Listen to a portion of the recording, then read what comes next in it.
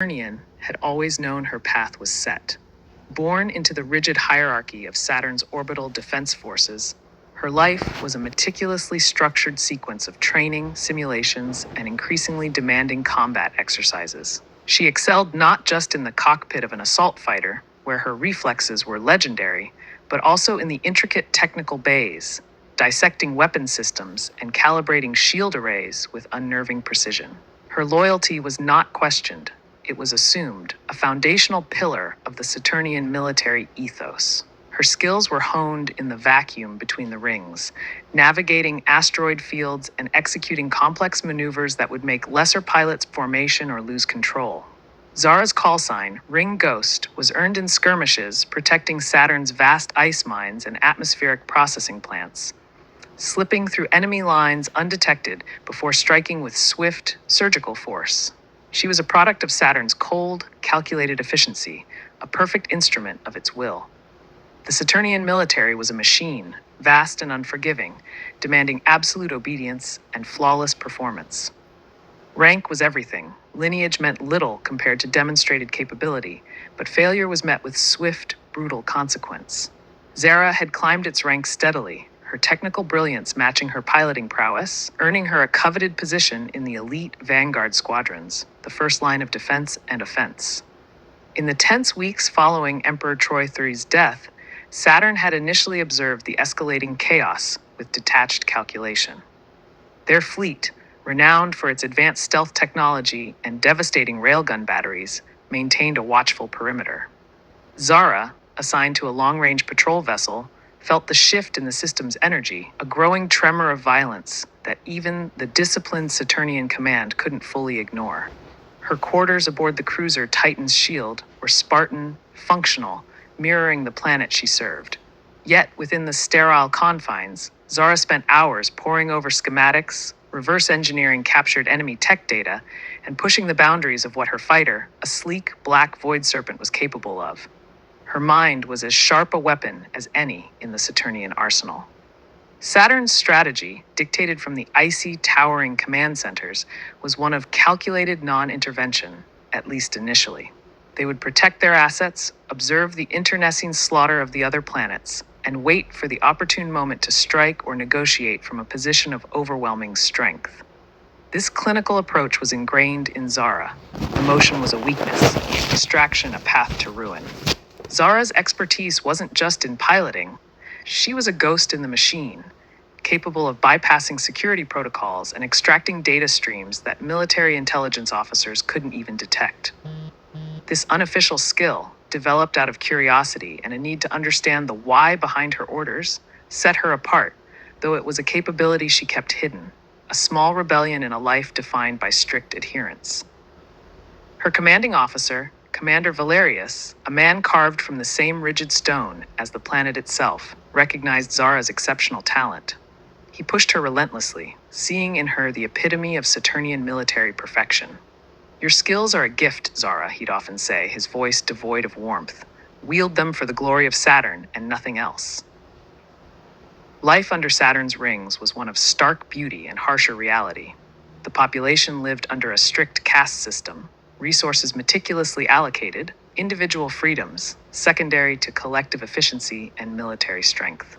Zara, though privileged by her military standing, saw the underlying tension, the quiet desperation beneath the veneer of order, but dismissed it as the necessary cost of stability in a turbulent galaxy. She was a soldier, a technician, a pilot of unmatched skill, forged in the crucible of Saturn's demanding environment. Her loyalty was a shield, her discipline a weapon. She was Zara the Saturnian, a vital cog in a vast, implacable machine, her future seemingly as fixed and predictable as the orbits of the moons she patrolled. Saturn hung in the black void, a colossal jewel veiled by swirling, icy rings. But the beauty visible from afar was a cruel deception. Up close, within the atmospheric habitats and the orbital platforms that clung like barnacles to the gas giant's upper layers, life was a stark, regimented existence defined by cold logic and unyielding control. Every structure, from the towering spires that pierced the methane clouds to the sprawling climate-controlled domes, spoke of efficiency and hierarchy. The Saturnian social order was a rigid, almost crystalline structure. At the apex sat the ruling council, their faces rarely seen, their decrees absolute. Beneath them lay the various castes, the engineers, the pilots, the laborers, each confined to their designated roles and living spaces. Mobility between strata was virtually non-existent, a dream whispered only in the darkest corners of the lower levels, quickly extinguished by the ever-present surveillance. Technology permeated every facet of Saturnian life, not as a tool for comfort or liberation, but as an instrument of order. Automated systems monitored atmospheric conditions, regulated resource distribution, and, most critically, tracked every citizen's movements and interactions. Drones hummed ceaselessly through the controlled corridors, their optical sensors cold, unblinking eyes ensuring compliance. Even the air felt filtered, sterile, devoid of spontaneity. The architecture itself reinforced the hierarchy. The upper levels where the ruling elite resided were sleek, metallic landscapes of polished chrome and integrated light panels, austere but undeniably powerful. Descending through the strata meant entering increasingly utilitarian and cramped environments, where bare conduits snaked along walls and the air grew heavy with the scent of recycled materials and tireless machinery. Education and training were hyper-specialized from birth. Children were sorted into their predetermined castes, their learning paths strictly dictated to serve the needs of the collective. There was no room for deviation, no encouragement of individual passion unless it directly served the state. Creativity was tolerated only if it yielded technological advancements beneficial to Saturn's power. Public spaces were less gathering points and more transit hubs, designed for rapid, orderly movement from one designated area to another. Conversations were kept low, gestures minimal. Laughter was a rare, almost suspicious sound. The weight of the strict social contract pressed down on everyone, a constant, invisible pressure that stifled dissent before it could even form in the mind. The Saturnian military, renowned throughout the solar system for its precision and advanced fleet, was the ultimate enforcer of this order. Pilots like Zara were trained to be extensions of their machines, executing complex maneuvers with flawless, almost chilling accuracy. Ground troops were clad in imposing, heavily armored suits, their movements synchronized and their loyalty unquestioning, forged by rigorous conditioning. Their warships, sleek and angular, bristled with cutting-edge weaponry developed in the planet's secretive research facilities. These vessels were not built for prolonged, messy engagements, but for swift, decisive strikes, designed to overwhelm opponents with superior technology and cold, calculated force. They were a physical manifestation of Saturn's ethos, powerful, detached, and lethal. Beneath the veneer of perfect order lay a deep, pervasive sense of isolation. Despite living in close proximity, true connection was discouraged. Emotional displays were seen as weaknesses, potential disruptions to the carefully balanced system. Citizens were cogs in a vast, intricate machine, valued only for their function, not their humanity. This was the world Zara knew, the only world she had ever known. A planet of breathtaking technological prowess built upon a foundation of enforced conformity and emotional repression. It was a society that prized control above all else, where the individual was sacrificed for the perceived strength of the collective. And the rings of Saturn seemed less a crown of beauty and more a cage of ice and steel. Zara adjusted the feed on her cockpit display, the crisp Saturnian data streams overlaying the raw, unfiltered visuals beamed from a forward scout drone. They were observing the aftermath of a skirmish near one of Jupiter's lesser moons, a strategic point contested by Varkus's forces and a desperate coalition of outer system rebels. Her training had prepared her for combat, for the cold calculus of victory and loss, but nothing in the simulations matched the visceral horror unfolding on the screen. The drone footage panned across a shattered landscape, craters gouged deep into the icy surface. Wreckage littered the ground, not just starfighters and transports, but civilian vessels, their hulls ripped open like discarded husks.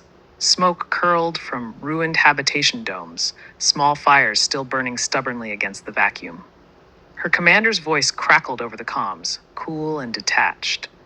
Casualty assessment, minimal strategic impact. Rebel pockets eliminated, Jovian containment successful. Zara clenched her jaw, the clinical report grating against the images burned into her retinas. Minimal strategic impact meant hundreds, perhaps thousands of lives snuffed out, families vaporized in the blink of a targeting lock. She zoomed in on a specific point, a larger piece of debris near a collapsed dome. It was the remains of a Venusian freighter, its cargo scattered across the ice. Not weapons or supplies, but agricultural equipment, hydroponic units, seeds. They weren't combatants. They were trying to deliver food. Below the freighter's wreckage, figures lay scattered, frozen in the grotesque postures of sudden death. Some wore the rags of rebel uniforms, but others were clearly civilians, their simple environmental suits offering no protection against the plasma fire that had scoured the surface. A child's small boot lay half buried in the ice, detached from its owner. A wave of nausea rolled through Zara. Saturnian doctrine was precise, calculated. Targets were military, strategic. Collateral damage was an unfortunate necessity, minimized where possible.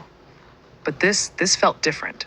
This felt like deliberate, widespread slaughter, a brutal indifference to non-combatants. She switched feeds, reviewing the Saturnian logs from their own recent operations. Clean lines, efficient maneuvers, targeted strikes. They hit military assets, disabled enemy ships, secured objectives with minimal excess. It was cold, yes, but it had a logical, almost sterile brutality. This war, outside of Saturn's controlled sectors, was something else entirely. The images replayed in her mind. The burning domes, the scattered civilian dead, the child's boot. Was this what the war was truly about, beyond the strategic maps and resource calculations? Was this the price of order and control that Saturn constantly preached? A cold, unfamiliar doubt began to worm its way into her thoughts. Her entire life had been dedicated to Saturn, to its rigid hierarchy, its unwavering authority, its belief in its own inherent superiority. She had served without question, a perfectly calibrated instrument of the state. But seeing this raw, indiscriminate violence, sanctioned and even celebrated by factions like Varkas's Jovians, made her question the very foundation of her loyalty. If victory meant reducing entire settlements to frozen rubble and slaughtering innocents, what was the point? What future was Saturn fighting for if it was built on such horrifying diva? Station? The smooth, polished metal of her cockpit felt suddenly alien, a shell protecting her from a reality far uglier than any simulated threat. The rigid lines of her uniform felt constricting, a symbol of an allegiance that was beginning to feel profoundly wrong. She ran a diagnostic check, the familiar hum of the ship's systems a temporary distraction. But the images persisted, haunting her. The war wasn't just a conflict between powers. It was a grinder, chewing up everything in its path, combatant and civilian alike. And Saturn, by participating, by aligning itself with certain forces, was part of that grinder. For the first time, Zara looked at her own flight controls, her weapons systems, not just as tools of Saturnian power, but as instruments capable of inflicting the very horrors she had just witnessed. The thought was a chilling one, and it settled deep in her gut, a heavy stone weighing down her previously unwavering resolve. The sterile efficiency of Saturnian life, once a comforting constant, now felt like a suffocating shroud. Zara, the skilled pilot who had navigated the rings and skies with detached precision, found her mind increasingly adrift in the chaos she had witnessed. The cold logic of strategic maneuvers and calculated losses no longer held sway against the searing images of indiscriminate death and suffering. She saw the war not as a necessary function of power, as Saturn's rigid hierarchy dictated, but as a ravenous beast consuming everything in its path. The screams of non-combatants, the vacant stares of orphaned children on bombed-out stations, the casual cruelty inflicted by soldiers on all sides. These were the true casualties, etched into her memory far deeper than any battle plan. A deep, unsettling fissure had opened within her, splitting her ingrained loyalty from a burgeoning, insistent conscience. For years, she had served without question, a cog in the vast, unfeeling machine of Saturn's military might. Now, that machine felt less like a protector and more like another architect of the widespread misery. The whispers of rebellion, once distant echoes from the outer system, began to resonate with a terrifying clarity. They spoke of fighting for more than territory or dominance. They spoke of fighting for the right to simply live, unmolested by the endless, brutal jockeying for power. This nascent desire to fight for right, however abstract and undefined it felt against the backdrop of galactic civil war, burned with an intensity that surprised her. It was a heat she hadn't known existed within her, a stark contrast to the cool, controlled environment she had always inhabited. But this fire demanded a terrible price. To embrace it meant abandoning everything she had ever known: her rank, her comrades, the only life she had ever built. It meant becoming a pariah, a traitor to the very system that had molded her into the formidable pilot she was. The risk was not just professional ruin, it was death. Defection from Saturn was punishable by immediate, brutal execution. Every stolen moment spent poring over encrypted rebel broadcasts, every hushed conversation with those few she dared trust, felt like walking a tightrope over a chasm of ice. Yet, the alternative, continuing to participate, even indirectly, in the atrocities she witnessed, felt increasingly untenable. The weight of complicity pressed down on her, heavy and suffocating. She couldn't scrub the blood from her hands, not when it stained the very uniform she wore. A quiet resolve began to harden within her. The comfortable certainty of her old life was gone, shattered by the grim reality of the war. In its place grew a fierce, desperate conviction that she had to act, had to use her skills, not for the cold ambitions of Saturn, but for the flickering hope of something better. The path ahead was uncertain, fraught with peril, and promised nothing but hardship and danger. But as she looked out at the swirling, indifferent gas giant, Zara knew she could no longer remain bound by the chains of loyalty to a regime that cared only for power, not for the innocent lives being crushed beneath its heel. The time for quiet compliance was over. The time for rebellion was dawning. The decision clawed at Zara's gut, an icy knot of fear and righteous fury. Every fiber of her Saturnian training screamed loyalty, discipline, and the inherent superiority of their ordered society. But the visions of burned-out settlements, the screams echoing in her comms after pacification missions, the cold indifference of her commanders to the suffering they inflicted, it had become a poison she could no longer swallow. Defection wasn't just treason, it was a leap into the void, a betrayal of everything she had ever known. Yet the alternative was to remain complicit in atrocity. She chose the void. The escape was meticulously planned, leveraging her deep understanding of Saturnian network vulnerabilities and flight protocols. A fabricated distress signal, a precisely timed micro-jump through a rarely patrolled asteroid field, and a desperate, coded transmission sent blind into the volatile channels known to be frequented by Martian rebel cells. Hours bled into an eternity of tense silence, the vast, indifferent black of space amplifying her isolation and doubt. Had they received it? Would they trust a Saturnian officer? The rendezvous was tense, a small, battered rebel freighter materializing out of the nebulae, its weapon systems hot. Boarding felt like stepping into a different universe, chaotic, makeshift, alive with a raw energy utterly alien to Saturn's sterile efficiency. The rebel fighters, a mix of Martians, Earthlings, and scattered refugees, regarded her with suspicion, their eyes sharp and wary. A Saturnian combat pilot, one of the best, walking away? It was almost unthinkable. Their leader, a woman named Lyra, with eyes that held the weary weight of countless battles, met her gaze.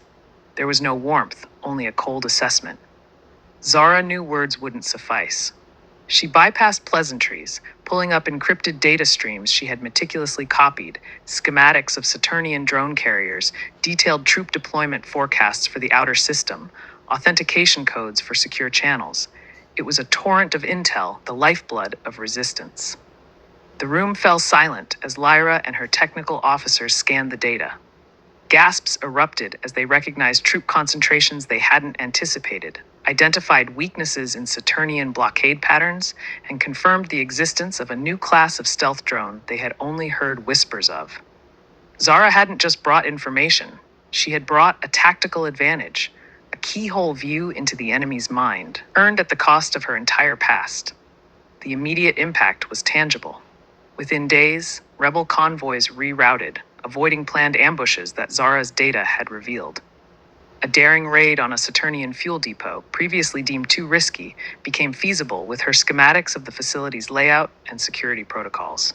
Her technical expertise, honed on Saturn's cutting-edge systems, proved invaluable in deciphering intercepted communications and optimizing the rebels' own, had often cobbled together technology.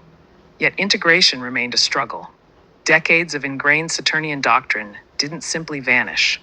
Her precise language, her instinctive adherence to procedure, her very presence served as a constant reminder of the enemy many of these rebels had lost everything to. Whispers followed her in the corridors. Can we trust her? Is this a trap? Every action, every word was scrutinized, a trial by fire in the crucible of rebellion. She understood their caution. Saturnian intelligence operatives were legendary for their cunning and ruthlessness. Her defection was unprecedented, a high-risk gamble that could easily unravel. She carried the weight of their suspicion, but also the heavier burden of knowing the price for failure was not just her own life, but the lives of everyone she had chosen to protect by abandoning her own people. Her technical prowess extended beyond data analysis. She spent hours in the cramped, buzzing engineering bays, helping Anya and other engineers reverse engineer captured Saturnian tech, identifying critical vulnerabilities in their ship designs and weapon systems. Her hands, once used to the polished controls of advanced combat craft, now worked with rough, that salvaged components, but the purpose felt infinitely more vital. Slowly, grudgingly, respect began to replace suspicion. It wasn't earned through grand speeches or dramatic gestures, but through consistent, undeniable results. The intelligence she provided saved lives. The technical insights she offered turned the tide in skirmishes. She was Zara, the defector, yes, but she was becoming Zara, the asset, the crucial piece of the puzzle the rebellion desperately needed, even as the shadow of Saturn's retribution loomed large over her, every breath.